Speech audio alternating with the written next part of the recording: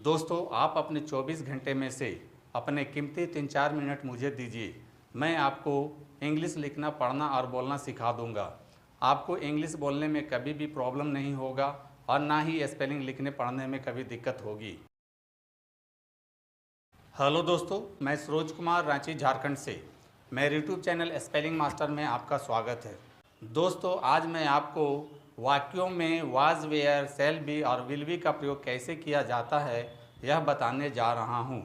दोस्तों, सबसे पहले हम वाज और वेयर का प्रयोग सीखेंगे। वाज का प्रयोग सिंगुलर नंबर में किया जाता है जिसका हिंदी में अर्थ था होता है, और वेयर का प्रयोग वाक्यों में प्लूरल नंबर के लिए किया जाता है जिसका अर्थ होता है थे। तो दोस्तों, सबसे पहले हम वाज का प्रयोग सीखेंगे। फॉर एग्जाम्पल, मैं खुश था, मैं एक किसान था, सीता लंबी थी, वे एक डॉक्टर थे, वह एक चालक था। दोस्तों, सबसे पहले हम पहला वाक्य मैं खुश था को लेते हैं और सबसे पहले मैं था का इंग्लिश बनाएंगे। तो मैं के लिए इंग्लिश में आई होता है और था के लिए वाज होता है। इस प्रकार मैं था का इंग्लिश होगा आई वाज और खुश का इंग्लिश हैप्पी होता है। इस प्रकार से मैं खुश था का इंग्लिश होगा आई वाज हैप्पी। इसी प्रकार से मैं एक किसान था, I was a farmer. Sita लंबी थी, सीता वाज टॉल। वे एक डॉक्टर थे, ही वाज ए डॉक्टर। वह एक चालक था, ही वाज ए ड्राइवर। तो दोस्तों, आपको भी वाक्यों में वाज का प्रयोग इसी प्रकार से करना चाहिए। दोस्तों, अब हम वेयर का प्रयोग सीखेंगे। वेयर का प्रयोग प्लूरल नंबर के लिए होता है जिसका अर्थ होता है थे। फॉर एग्जाम्पल, हम लोग तैयार थे, आप थके थे, आप लोग किसान थे, वे लोग डॉक्टर थे, रामू और गोपी किसान थे। तो दोस्तों, सबसे पहले हम पहला वाक्य हम लोग तैयार थे लेंगे और इसमें सबसे पहले हम लोग थे का इंग्लिश बनाएंगे। तो हम लोग का इंग्लिश वी होता है और थे का इंग्लिश वेयर होता है। तो हम लोग थे का इंग्लिश होगा वी वेयर और तैयार का इंग्लिश होता है रेडी। तो इस प्रकार से हम लोग तैयार थे का इंग्लिश होगा वी वेयर रेडी। इसी प्रकार से आप थके थे, यू वेयर टायर्ड। आप लोग किसान थे, यू वेयर फार्मर्स। वे लोग डॉक्टर थे, दे वेयर डॉक्टर्स।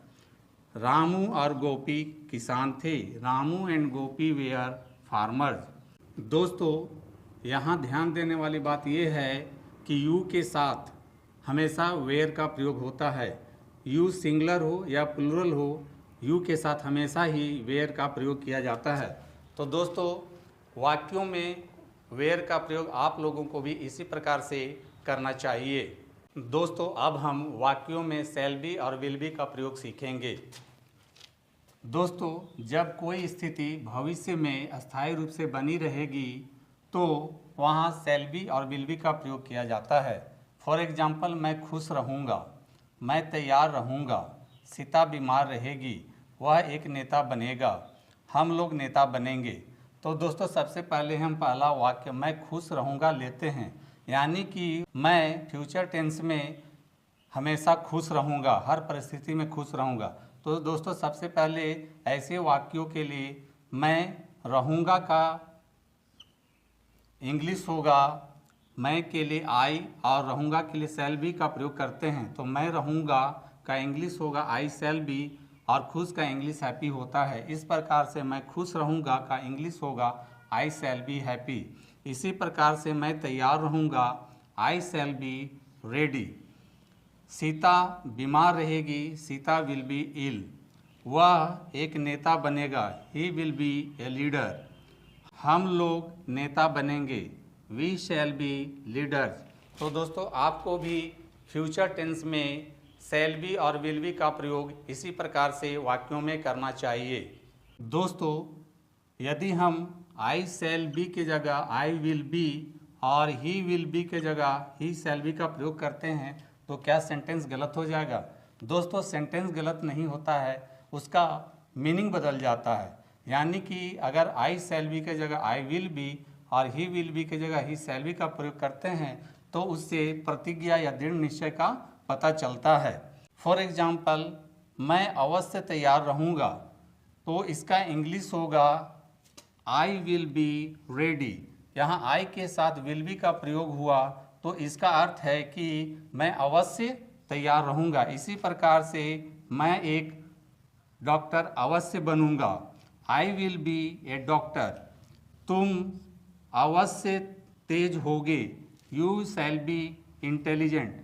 तो दोस्तों, आपको भी फ्यूचर टेंस में वाक्य से यदि पता चलता है कि कोई स्थिति भविष्य में अस्थायी रूप से बनी रहेगी तो आपको वाक्यों में शैल बी और विल बी का प्रयोग करना चाहिए।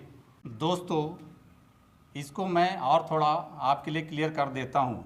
मैं तैयार रहूँगा, यह एक साधारण वाक्य है, तो इसका इंग्लिश बनेगा आई शैल बी रेडी, चूँकि आई और वी के साथ शैल बी का प्रयोग होता है। लेकिन अब दूसरे वाक्य में है कि मैं अवश्य तैयार रहूँगा, यानी कि मैं हर हालत में तैयार रहूँगा, तो यहाँ आई के साथ विल बी का प्रयोग होगा। तो मैं अवश्य तैयार रहूँगा का इंग्लिश होगा आई विल बी रेडी।